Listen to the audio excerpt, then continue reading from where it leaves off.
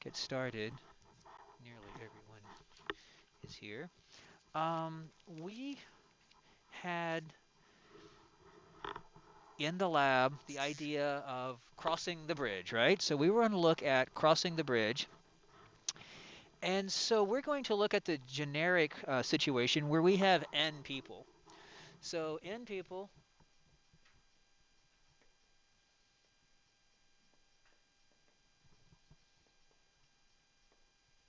and of those n people, it's still the same rules, right? Two at a time and so on.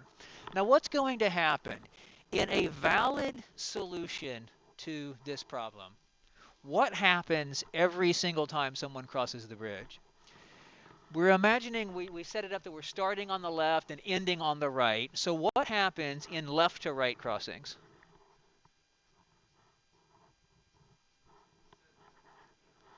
Yeah, it's always going to be two people going left to right. And what about going right to left? It's always going to be one. So when we're looking at how many potential solutions there are, things to consider, we don't need to worry about any other scenario other than that, right? We have two people going left to right and one person ever coming back. Now, the very first movement is two people, and the very last movement is two people, right? The the only exception would be if we only had one person. Our problem started with four people. And so in that case, yes, if we only had one person, it would be one person goes over and there's not a problem in that situation, right? We haven't talked about what happens with two people. They just both cross. With three people, what do you think would happen with three people? Right, so just the fastest person takes everyone over, right? So those aren't problems. It doesn't become a problem until we get four people. So we're going to look at the general situation um, of n people, and so we're going to have a time, and we'll consider this like instead of indexing with zero, we're going to start indexing at the first person, the second person, and so on, right? So each person, we can imagine that their times have been listed in order. So when we think of the first person, it's just going to be whoever's fastest, and so on. All right, so we have this list of available how long it takes each person to cross. So what's going to happen? How many trips will there be in that direction?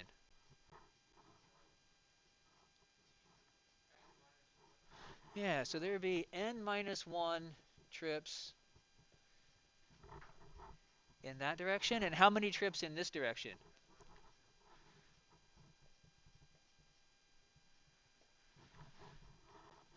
So n minus 1 pairs going over, and then n minus 2 times you'd be an individual coming back to pick up, or to set it up for the next pair that's going over.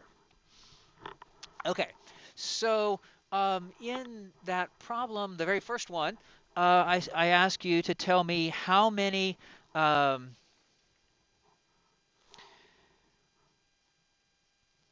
how many possible solutions there are with four people involved.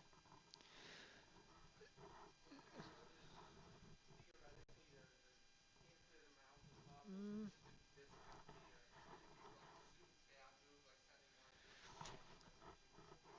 Well, okay, so but when we're talking about moves, we're talking about only the valid moves, right? Two people over, one person back.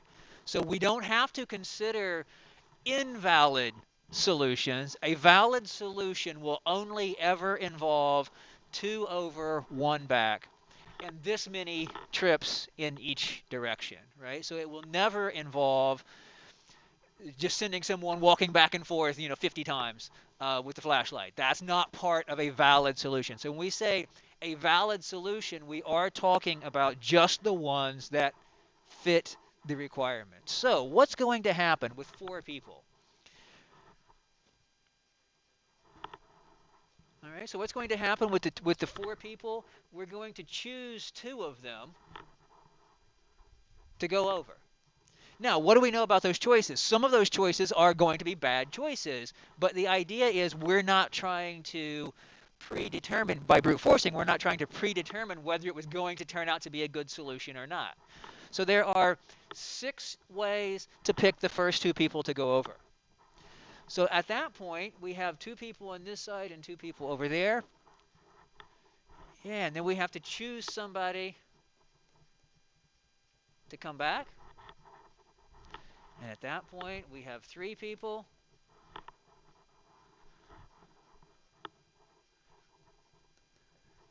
3 options to, no, not choose 1, choose 2, right?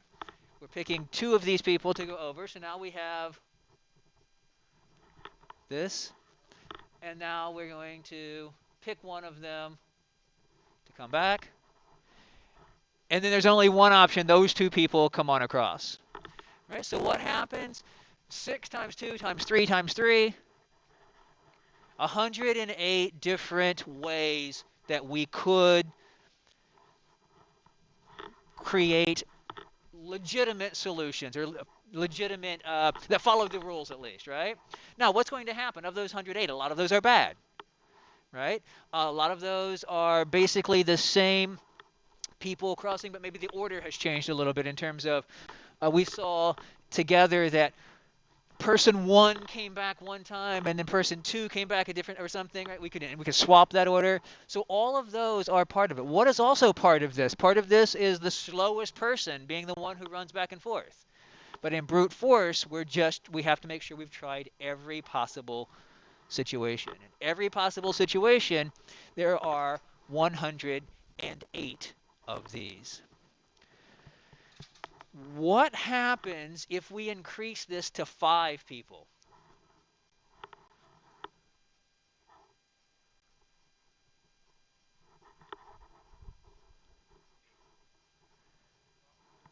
Yes, it's a lot bigger number, right? So what are we going to do on the first bit? We have 5 choose 2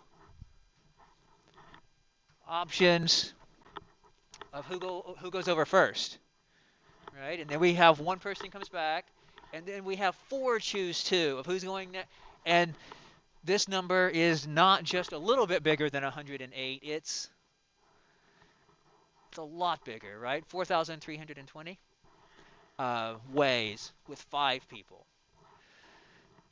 With 6 people, even bigger, right? So we could come up with a generic formula that tells how many there are given this many people, how many ways total are there that are valid, potentially valid, but if we're brute forcing, we would have to consider every one of those. All right. So what do we probably not want to do? We don't want to brute force, right? What?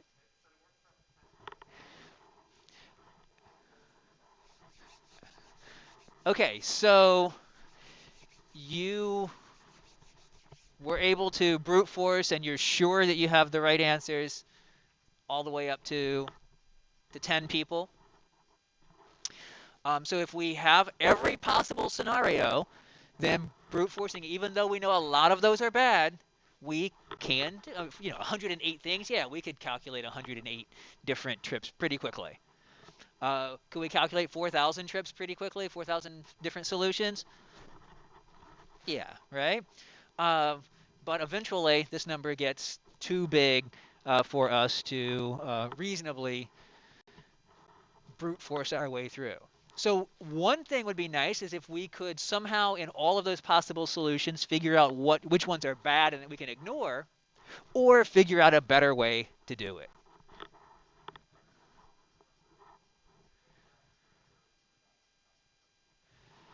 All right, so is there ever a reason when we're doing those choices, is there ever a reason to not have the fastest person available on the return trip? Right? It doesn't feel like it, but it didn't feel like that other solution that we could do any better than 19 minutes with our original example either.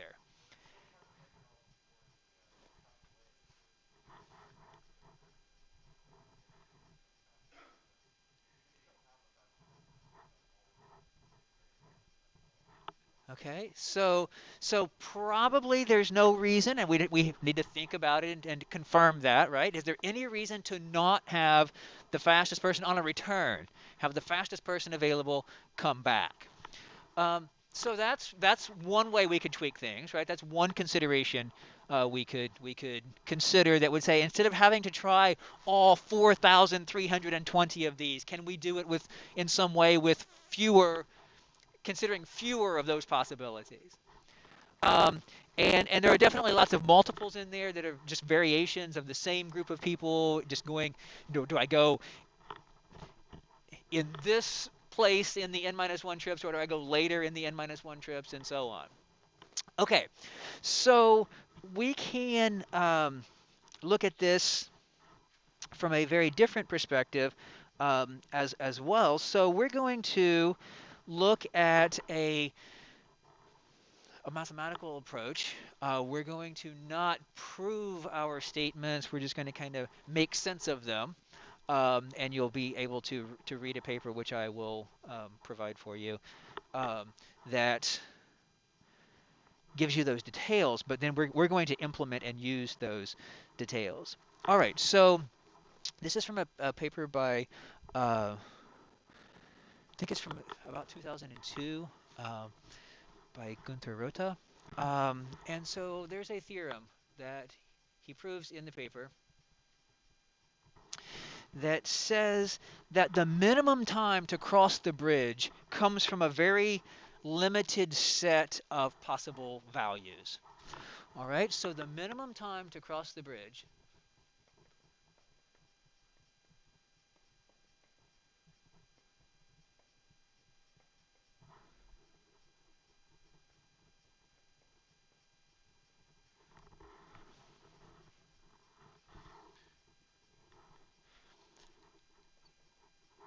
is the minimum of a set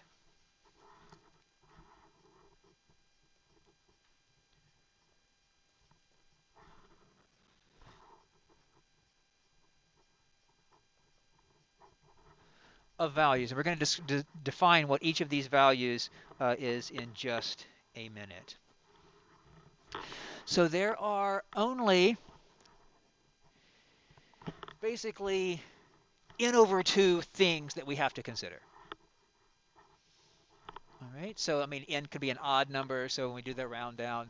Um, but basically, we don't have to consider all 4,320 possibilities if there are 5 people. With 5 people, we only have a very small collection of values to consider. With 5 people, let's see, what is n over 2 if n is 5? And we're rounding down. It's 2. And then 2 minus 1 is 1. So we only have a C0 and a C1 to consider at that point. What about if there are 4 people?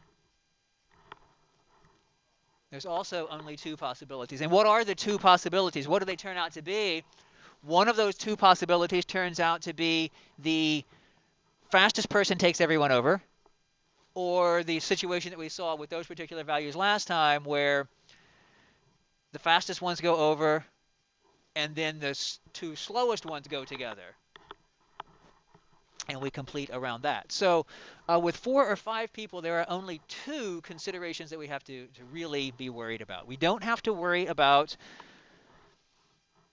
the other all 108 possibilities. And we don't have to be worried definitely about all 4,320 possibilities in the other situation. But what do we need? We need to know what each of these C's represents. Okay, so C sub k for each of these k's, k from 0 up to that value, is defined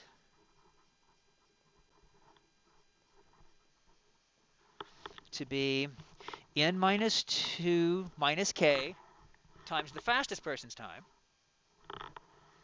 What does this correspond to? Well, each of these C sub k's corresponds to how much time gets added to the total of the person going over. So if k is 0, This says that time 1 shows up n minus 2 times. What do you think k equals 0 is going to correspond to? If time 1, if the fastest person's time shows up n minus 2 times, where is there an n minus 2? Yeah, that's always on the, that person's time is only showing up on the return. And so k equals 0 corresponds to the fastest person taking everyone over. Now there's more to it, but k equals 0, this first value is always going to be just the fastest person runs everyone over. And then there's going to be other versions where it's not just the fastest person running everyone over. Right? There's going to be, in some situations, the fastest person takes this group several people over, but then other people go in pairs. Right? So there's different combinations that will come into play here. All right, the next part is, where does person 2 come into it?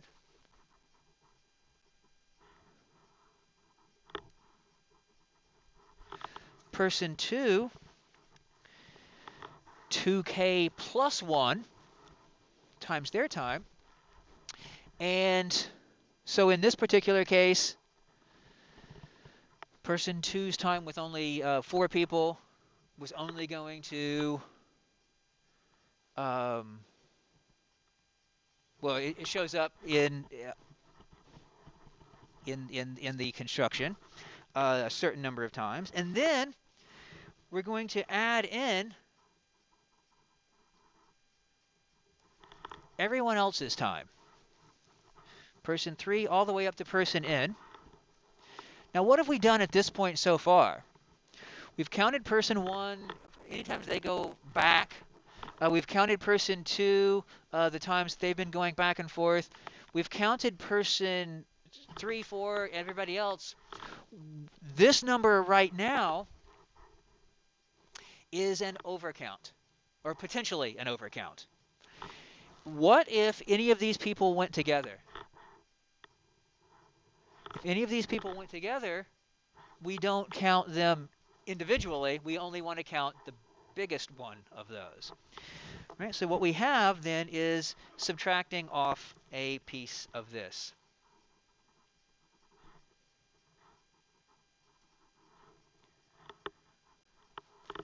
And so they're going to go in pairs.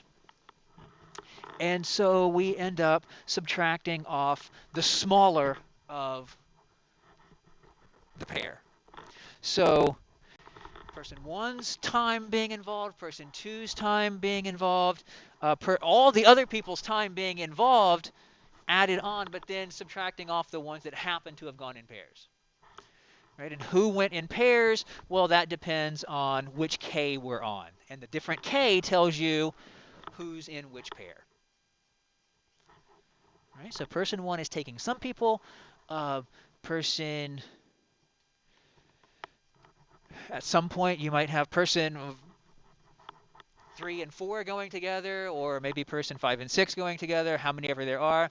But this calculation, this c sub k, turns out to describe each one of those possible different relevant scenarios. And there aren't that many relevant scenarios in all. Turns out it just depends on how many people there are. It's basically half as many relevant scenarios as there are people.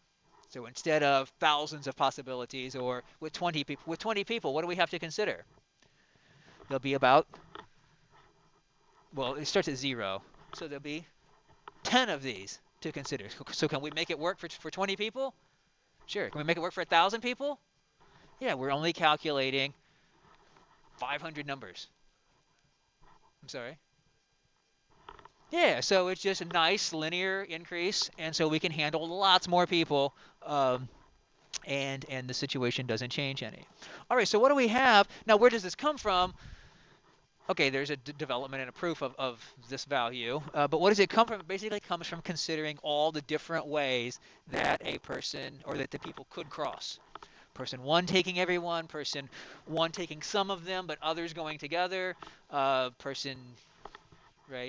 And the idea comes back to, we're always utilizing the fastest person available at each point, right, to do what we need to do. Now there is a variation on this problem. I've never seen anything uh, published on it, but a variation that says each time you cross the bridge, you get tired, so it takes you a minute longer than it did the last time. And then there's another variation of that that says, okay, that's true unless you get a certain amount of rest time, and then you're back to your original speed. And so you can make the problem much, much more complicated, right?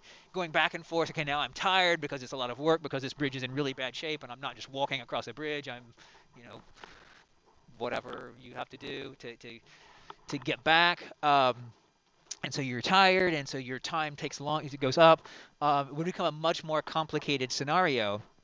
But the idea would still be the same, that there are times when you want the fastest person to do you still want the fastest person to do most of the work, right? Until they no longer become the fastest person if they got slowed down, and then somebody else is the fastest person, and you still typically want them at least coming back. Um, that can also get pretty messy. Coming back, if that slowed them down more than it would have. Anyway, we won't worry about that. We'll stick with this part of the problem. All right. So what do we have? We have these basically n over 2 number of things, again, roughly, because if n is odd, but roughly that many things, and we just have to calculate each one of those values. Calculate that value, see what happens, and then pick the smallest one. It matches what we did with 4 people. With 4 people, we had the way of the fastest person taking everyone over or the 2 slower ones going together. There were 2 possibilities, and we just consider the 2 possibilities. Just say this one or this one. Okay, which one is less? But not only does the paper in question give this value and prove it, it also provides a way to construct a schedule from this. Once you know the k, right? We determine the k by finding the smallest one of these values, and then that k is used in an algorithm that says, okay, here's who you have crossing. Now, it's not the only way, because like we saw, we could have swapped the order of people, but this provides the way when you make the choice of whoever was fastest as kind of a preliminary aspect. Okay, so let's see what would happen with 4 people, just so we can see what's happening here. With 4 people, let's see, we had times of 1, 2, 5, and 10 with 4 people. And with 4 people, with these times, let's see, what did we do? We sent 1 and 2 over, so that was a total of 2. 1 came back. And then 5 and 10 went over.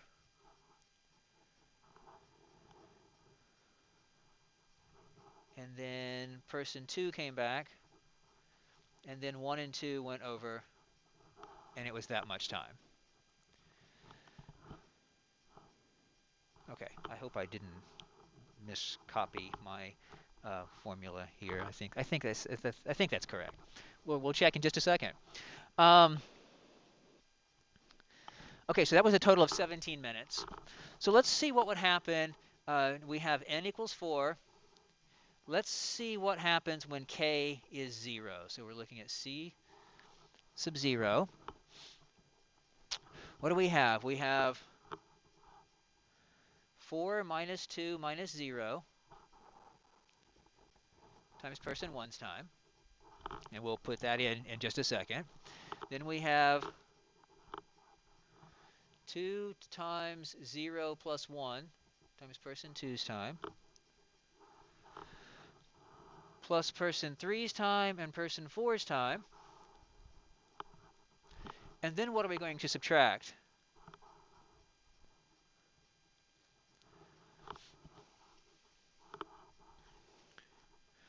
So what do we have here? I is 1 to 0.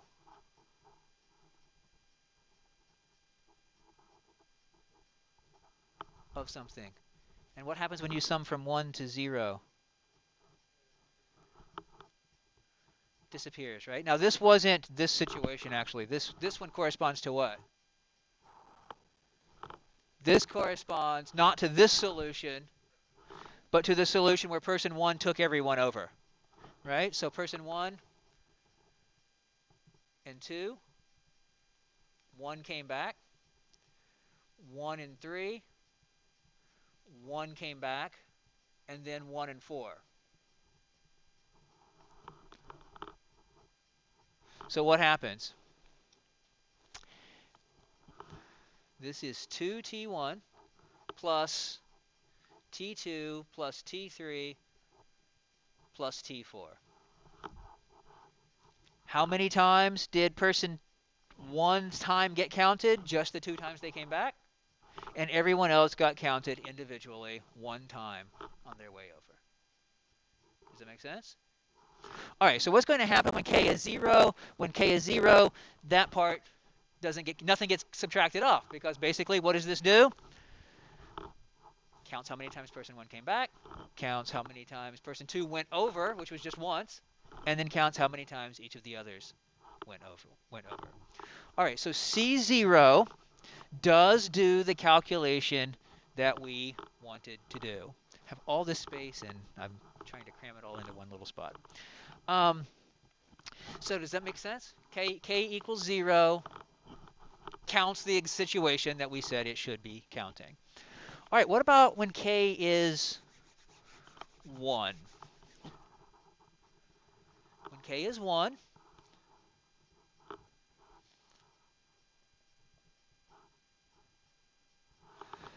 so we have n minus 2 minus 1, so 4 minus 2 minus 1. We have 2 times 1 plus 1. We have t3, and we have t4. And then what are we subtracting? We're subtracting I equals 1 to 1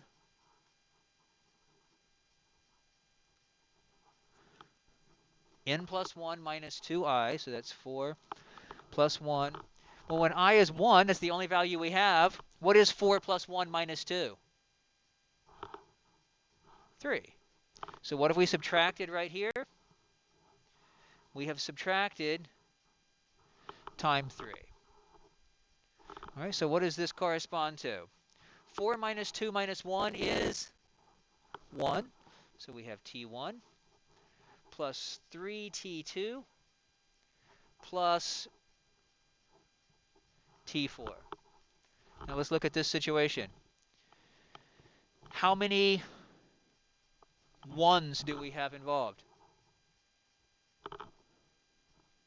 Just one of them, right? Time 1 only showed up 1 time. How many time 2s are involved? There are 3 of them.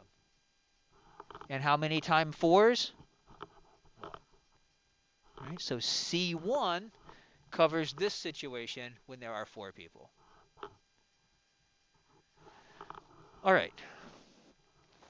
Now, if we had more people, then what's going to happen? Some of these will be non-zero values, so we're going to leave some things out because somebody is paired with somebody else. Right? And we can reconstruct who is paired with whom from knowing which k we're looking at. All right. So does that sort of make sense? So instead of trying 4,320 things with 5 people, we try 2. And instead of trying how many ever it would be with 20 people, we consider 10 values. And there's actually a way that we can not have to calculate all of them to find the minimum. We can get to which is the correct k even sooner, but we're not going to worry about that right now.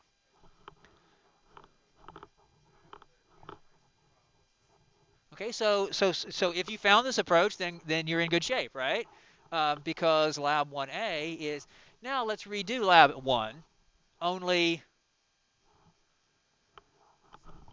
let's utilize this. All right, so now we're going to redo lab 1. with these in place, and what was bonus before is no longer bonus because it's now part of the lab.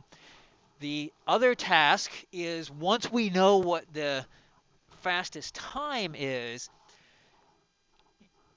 you get to do some reading to figure out what the how to build that schedule, how to determine who crosses with whom. All right, so do some reading. I'll give you the paper. It's on Blackboard. Read the paper. But the main part is, first of all, what's happening here. This is just creating all of the different scenarios where different people can cross appropriately. Because sometimes you might want, depending on how long people take, you might want the fastest person to take some of them over, but then certain people go together, and then back to the fastest person taking people over. In other situations, you might always want the fastest person to take everyone over. Um, and so it depends on the actual values. And that's why we need to consider these different scenarios, because depending on the actual times, the actual speeds of each person, because each of those is part of the calculation. So the actual speeds do matter. And so you can create situations with enough people where it's not always the slower people going together, and it's not always just the fastest person taking them over. It's some combination of those. And so when you get some combination of those, that's where the calculation tells you what that combination needs to be. All right, so is this AI? Well, what happens is a person has figured out a strategy, and then the system can implement that strategy faster than the person can. So that's one of our versions, right? Fits somewhere in one of those four squares of what constitutes artificial intelligence. Is it really, one of the other definitions? Not at all, right? There are certain definitions it doesn't fit in at all. But um, we have that broad approach of what qualifies, or what we are considering in this situation. So does it sort of make sense? So it's not, we don't have to go to the brute force scenario even when we get more people. And the algorithm, or an algorithm that provides a good guaranteed correct answer every time, isn't that bad. And so the limitations of computational limitations and so on aren't, they're not oppressive. We don't have that much calculation to do. It just add a bunch of stuff together, right, and do some comparing, which of these values is smaller. There is still some work in terms of understanding how to go from the time to the specific schedule. Um, but this is given at the end of the paper. So there's a lot of details in the middle of proving stuff, and so there are basically two theorems that you care about: one at the beginning and one at the end that tells you how to construct the particular schedule. All right. So in thinking about your approach, did you come anywhere near this kind of idea? You said possibly. Um, and otherwise, what did we probably do? Maybe thought of a few ways to not brute force our way, but did those few ways of not brute forcing necessarily guarantee the correct answer every time? I don't know. We'll see, right? But so um, you were going to say something. Hmm. Okay. So the nice thing, on 4 people or 5 people, you only have to worry about the two extremes. But when you get more, as soon as you get to the sixth person, then you have to consider something in the middle is a possibility, right? And so it depends on how far apart these are in time and what the time values actually are. But yeah, as soon as we get to 6 people, then there's stuff in the middle, and more people, then there's more things in the middle, more mixed opportunities. So most of us probably would, after seeing the first example, would be able to think of the extremes, and whether or not we realize those options in the middle. I mean, part of it is you didn't have a whole lot of time to think about it. Um, and so the main thing in the first lab is the part where I ask you to write about it, right, and the thinking about it part, right? That's the key component in there. Um, so those extremes and sometimes other things in the middle. So again, depending on which values there are, any one of those can be the appropriate solution, right? And as you get more and more of those, uh, then it's a little, well, again, it's just the same kind of calculation. You just change the k, um, and then building the specific schedule from that point.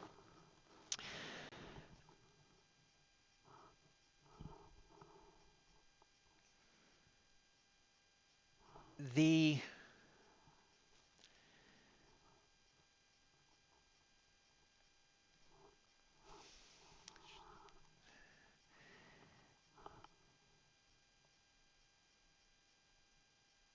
the fact that this problem has that twist in it, where it's not always what we would expect, um, leads to,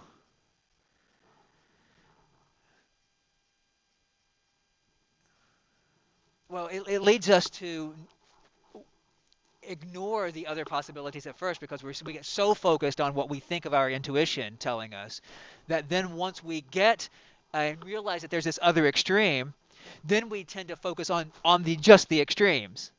So it's kind of like because the problem has that little twist to it, and then we say, oh, wait a minute, there's this other side, then we only can think of those other sides. So this problem was first, at least in this format, um, as far as I can find, was first showed up about 1981, and it was 2002 before this kind of fairly complete solution was provided. Um, I mean, on one hand, because it's a nice problem for students to work on, so it got used in that way a lot. To implement programs and so on.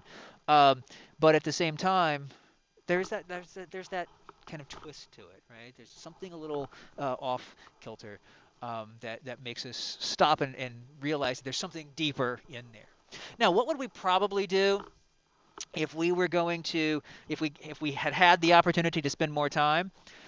We probably would have tried to figure out, okay, if I have four people, here's what a solution looks like. What if I add another person to it? Can I tweak that solution to deal with the extra person? Can I tweak that to deal with an extra person? Right? So in some way, we might have tried some kind of inductive process of building up. Or if we think about what happens in this, um, in one way, we try to get people to the other side and have them be done with. And so we could start with n and work our way down to smaller situations. Right? So we could think of it kind of in that recursive approach. Of course, anytime we have a recursive solution to a problem, what can we do? Instead of solving it recursively every time, we can use the dynamic programming approach where you build up and you save pieces off, save off information that you already have.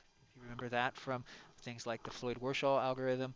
Um, Other situations of saving information as you're working your way up. And that way, you only have to calculate these things one time rather than the typical recursive approach of calculating things a whole bunch of times every time you run into them. And so this problem has all of those different aspects. So what we're going to do is Lab 1A will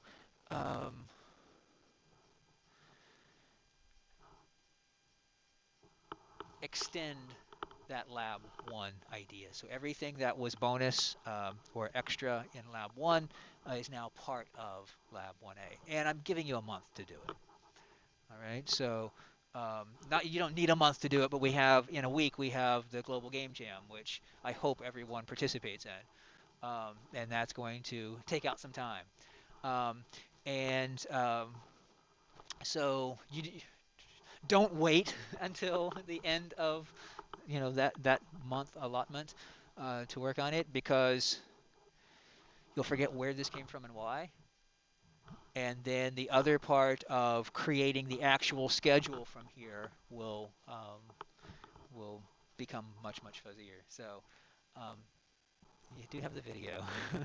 I don't know. It seems to be jumping a lot. I don't know if it's gonna. I don't know if this one's gonna work.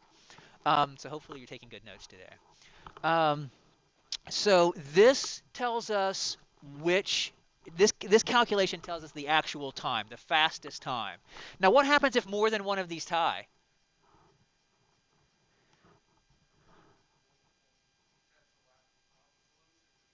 Yeah, then there's potential. There's more than one potential way to get everyone over as quickly as possible, right? So that is, I mean, that could happen, depending on the times that are given. And there's no, we don't know if that is, how likely that is or anything. Just what we've talked about so far. Um, so what could happen if you had two of these that tied for the same amount of time, and then you picked a particular K and created the schedule from that K? That's going to be a different schedule than someone else would have created, but it would still be the same amount of time. But the schedule production aspect in the paper does make that assumption that anytime you have a choice, especially on sending someone back, you're just going to send the fastest person who's available. And so you're creating the particulars of a particular schedule. So if we all chose a particular set of times and then chose a particular K and applied the algorithm, we would all get the same schedule for that particular K. But if you had a choice and you had two different Ks to choose from that both gave you the fastest answer, the fastest time, then you could get a different solution than someone else as far as who is crossing when, but how much time it takes will still be the same because this is the minimum time. All right. So that is the extra detail that goes into crossing the bridge.